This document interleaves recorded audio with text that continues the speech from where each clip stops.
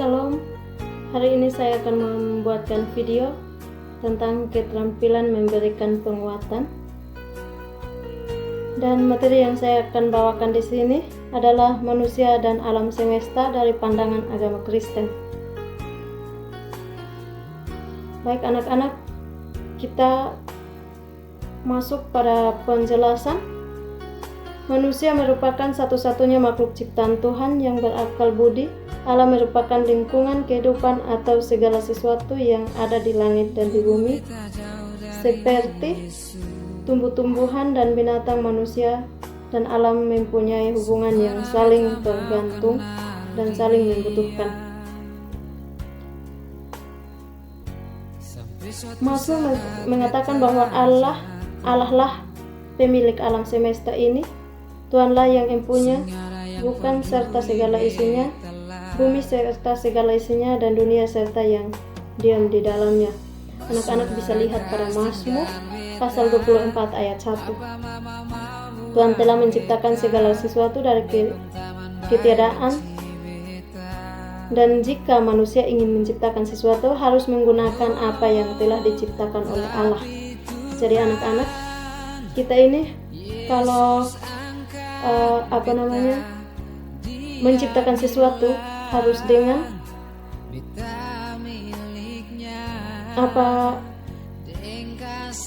senantiasa menggunakan tersediaannya di alam atau merupakan ciptaan Allah, menggunakan ciptaan yang Allah berikan supaya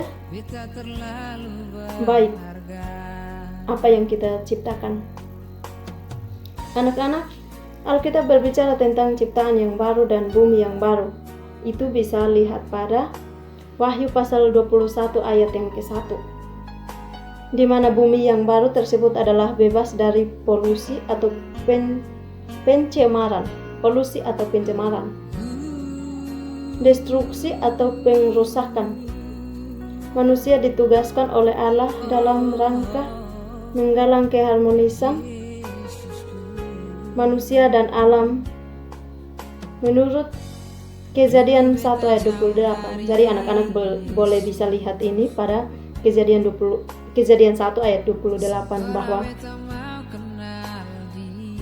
ciptaan terakhir yakni manusia mendapat untuk bertanggung jawab atas keseluruhan ciptaan. Tanggung jawab terhadap alam sebagai ciptaan Allah juga telah dipertegar lewat kehadiran Yesus Kristus. Nah anak-anak, materi kita pada hari ini memberitakan kita bahwa kita harus bertanggung jawab. Kita sebagai manusia harus bertanggung jawab terhadap alam semesta yang Tuhan sudah berikan kepada kita, sehingga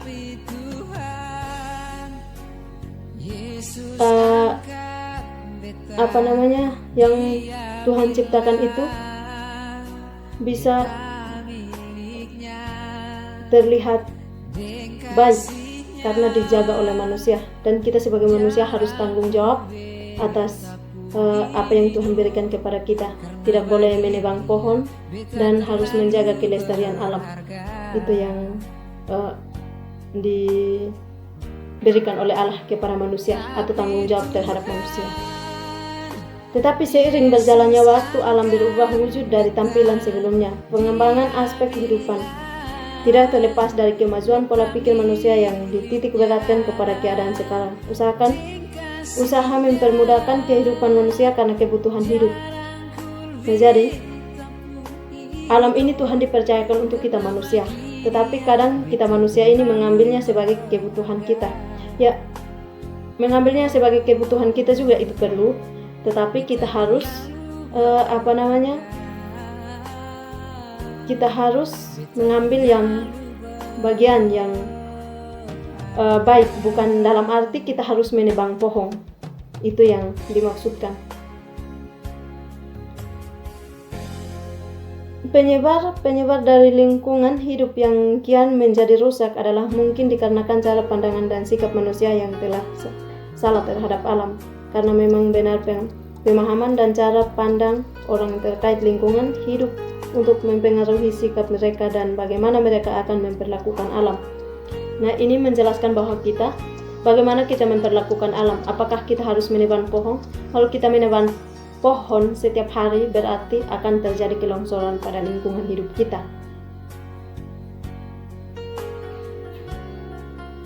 Pemikiran bahwa manusia yang paling memiliki kepentingan yang dianggap akan paling menentukan taatan ekosistem, banyak yang terpandang bahwa alam dapat dilihat sebagai objek, alat, dan sarana untuk memenuhi kebutuhan dan kepentingan manusia. Adanya pemikiran seperti itu akan memicu munculnya sikap yang tidak bersahabat dengan alam dan tidak menghargai adanya lingkungan hidup untuk kepentingan banyak orang. Krisis lingkungan hidup yang dialami manusia pada masa sekarang merupakan akibat langsung dari kurang pedulinya manusia terhadap pengelolaan lingkungan hidup kita sendiri. Artinya manusia umumnya melakukan pengelolaan sumber-sumber alam tidak peduli pada peran etika. Dengan kata lain, krisis lingkungan hidup yang dialami manusia membakar pada krisis etika moral. Manusia kurang peduli pada norma-norma kehidupan atau lebih peduli pada kepentingan diri sendiri. Kita melihat dan merasakan sendiri bagaimana perubahan lingkungan telah terjadi dan berdampak langsung pada kehidupan kita. Nah, di sini anak-anak, materi ini menjelaskan bahwa kita sebagai manusia, kita tidak peduli dengan alam, kita tidak peduli dengan lingkungan, kita selalu membakar hutan, menebang pohon, dan tidak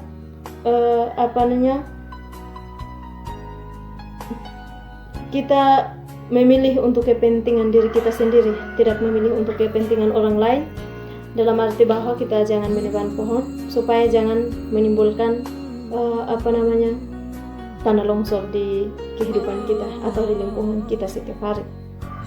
Secara teologis dapat dikatakan bahwa manusia dan alam adalah ciptaan, properti dan bait Allah. Semuanya itu berada dalam suatu hubungan perjanjian dengan Allah. Barang siapa yang merusak alam, maka ia merusak hubungan perjanjian itu.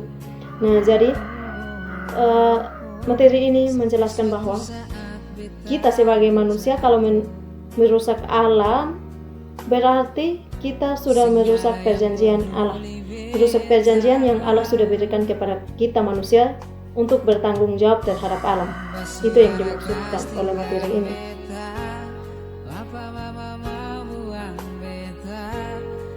Di samping itu, segala kegiatan pengerusakan alam akan mendatangkan kerusakan pada hidup umat manusia. Alam merupakan pemberian Allah untuk manusia untuk memelihara dan dipergunakan.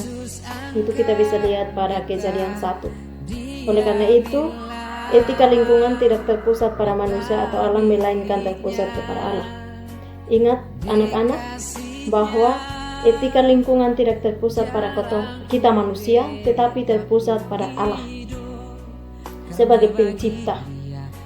Allah sesuai rencananya yang agung telah menciptakan segala sesuatu sesuai dengan maksud dan fungsinya masing-masing dalam hubungan harmonis yang terintegrasi dan saling memengaruhi antara yang satu dengan yang lainnya. Sebab semua ciptaan berharga di mata Tuhan, jadi sikap eksploitatif terhadap alam merupakan bentuk penodaan dan perusakan terhadap karya Allah yang agung itu. Berdasarkan pandangan umum maupun pandangan agama Kristen tentang alam semesta lingkungan hidup, maka setiap orang memiliki tanggung jawab terhadap kerusakan lingkungan hidup. Berdasarkan pemahamannya, setiap pandangan memiliki dasar tanggung jawab etis terhadap kerusakan lingkungan hidup. Di akhir penjelasan ibu, menjadi Kristen berarti menjadi bagian dari karya Allah untuk menata kehidupan yang harmonis, keikutsertaan dalam melestarikan alam, bukan lagi harus dilakukan sebagai bentuk formalitas taat negara atau ikut-ikutan masyarakat sekitar, tetapi dilaksanakan sebagai bentuk kesadaran dan tanggung jawab umat Kristen sebagai umat ciptaan Allah, yang bisa dimulai dari menyadarkan diri sendiri, berlanjut ke lingkungan sekitar, dan lalu masyarakat luas. Semua itu tentu saja diperbuat untuk memuliakan Allah, Sang Pencipta.